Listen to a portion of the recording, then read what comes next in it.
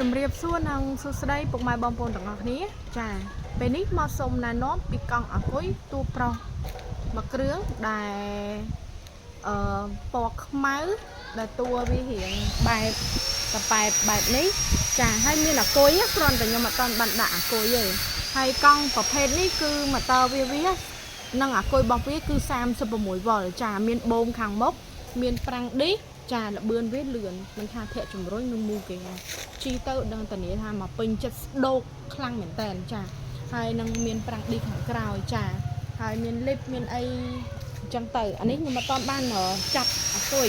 នៅពេលបងប្អូនពុកម៉ែបងប្អូនត្រូវគឺយើងនឹងចាប់អាគុយចាសបកវានៅស្អាតទាំងអស់ចាសបកវា26នេះ26 2.125ចាសបកប្រទាល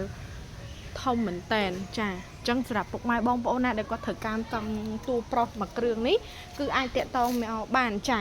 មានដៃហ្គេចាមានចផ្លេមានភ្លើងចាហើយមានលីបសម្រាប់យើងកាច់លីបអញ្ចឹងទៅហើយនេះ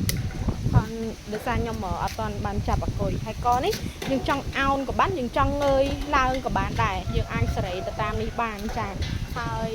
បើមានចំណាប់អារម្មណ៍ចង់បានមួយគ្រឿងនេះគឺអាចតាក់ទងមកបានអាគុយ36វ៉ុលណាអាគុយវាចង់ដកសាកនៅក្រៅក៏បានសាកនៅក្នុងកង់នេះក៏បានដែរចាមានមួយគ្រឿងតាំងខ្ញុំចេះលក់មកមាន2គ្រឿងទី2ណាចាអញ្ចឹងបើត្រូវការឬក៏មានចំណាប់អារម្មណ៍កង់អាគុយនេះយកទៅហាត់ប្រាណនៅពេលដែលយើងធាក់ហាត់ប្រាណហត់យើងអាចប្រើប្រព័ន្ធអាគុយឬក៏យើងអាចជិះទៅធ្វើការគឺងាយស្រួលខ្លាំងមែនតើចាបើមានចំណាប់អារម្មណ៍ឬចង់បានគឺអាចតាក់ទងមកបានអរគុណច្រើន